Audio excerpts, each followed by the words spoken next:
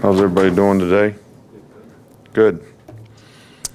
Well, I think this time of year is really sort of a test of your almost mental fortitude.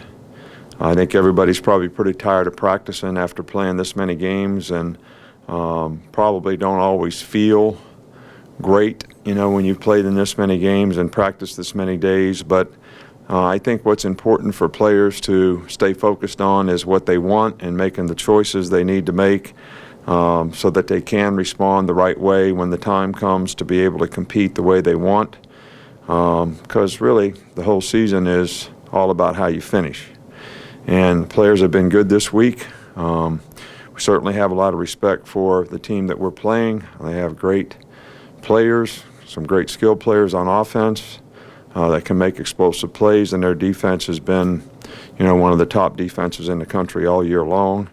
We're looking forward to the opportunity to play in the SEC championship game, which I mentioned before, is a great competitive venue.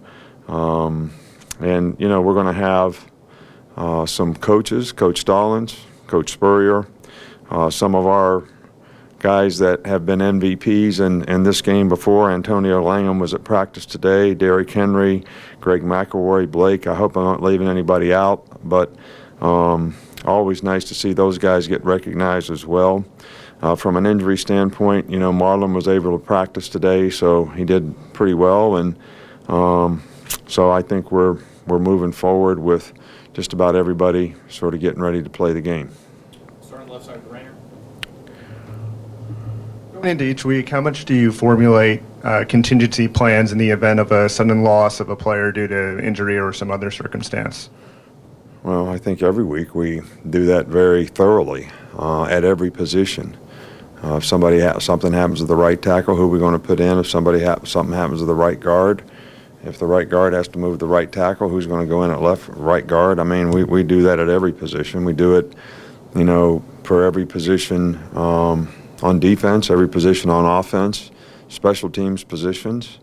So it's because we do it early in the week so that we try to practice that way. Sometimes it's difficult when you don't know what a guy's status is going to be. You can make the assumption that we practice as if everybody's going to be there. Then if they're not, you're not prepared. If you practice as if everybody's not going to be there, and they are, then you're not prepared. So, sometimes it's a tough management, but our guys have been pretty good about getting the reps that they need and being able to respond when the time comes in the game. Right here with Mark. Yeah, I was just going to ask you about Florida's quarterback, Austin Appleby. What do you see from him in terms of making their offense balance and pushing the ball down the field? I think he's a really smart player. He's capable of making all the throws. He's big, strong, physical guy, hard to sack because of his size and strength. I really think he can make all the throws. I think when they've probably had a little bit of trouble this year, it's been when they've gotten people who they had trouble, giving them the time to operate, which probably happened a little bit in the Florida State game. But if that's not the case, he's made a lot of really good plays for him. We're in the middle with Michael. You got the number 3 pass defense in the country. What makes them so effective on the back end? Well, they've got really good players. They're really well coached. They play a lot of man-to-man, and their matchups are better than most people that they play against, and they've been very effective. So, I don't know what else to say. They've got a good scheme. They do a good job of executing it. They play together as a group. They got great team speed on defense. But I think their ability to play man-to-man and cover and deny you the ball is probably what makes them really special. Stay on this side up front with Kirk. Coach, Adolph Rupp once said that he had a goal or a dream of having a team that would score every time it had the ball and shut out the other team.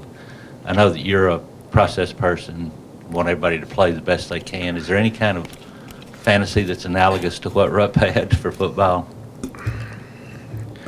I missed that one somewhere along the line, but I look, I want our players to play well. I want to execute. I want to do things well in the game.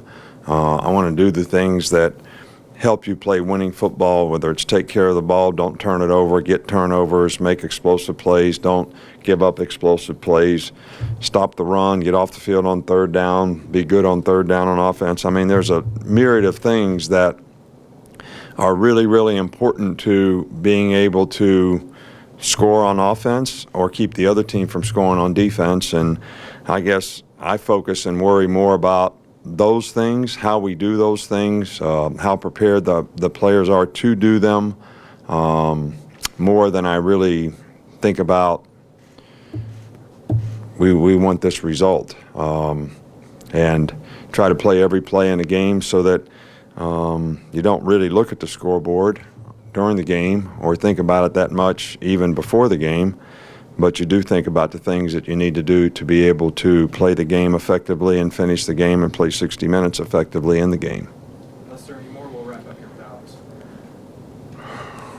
Talk about Antonio Langham today at practice. I know you were with Cleveland when you drafted him in the first round. What were your original evaluations of him, and what do you remember about the 92 game when you were in the pros? Did you see that and how he played against Florida in that game? Well, I do remember coming here to work all those players out, from that team when I was in Cleveland. Antonio didn't run a great time at the combine, so everybody's worried about his speed. And I think this is a great lesson for a lot of players. There's a lot of speed in our league, and I think there were something like 5 or 6 first-round draft pick wide receivers that played at Tennessee, Florida, all over this league.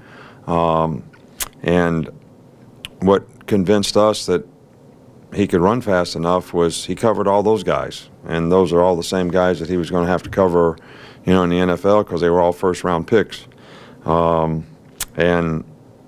he played really just 1 year when I was there, but he played really, really well and did a great job for us. And he's been a good friend, and I certainly appreciate all that he did as a player to help us be successful, especially the 94 defensive team was really pretty good.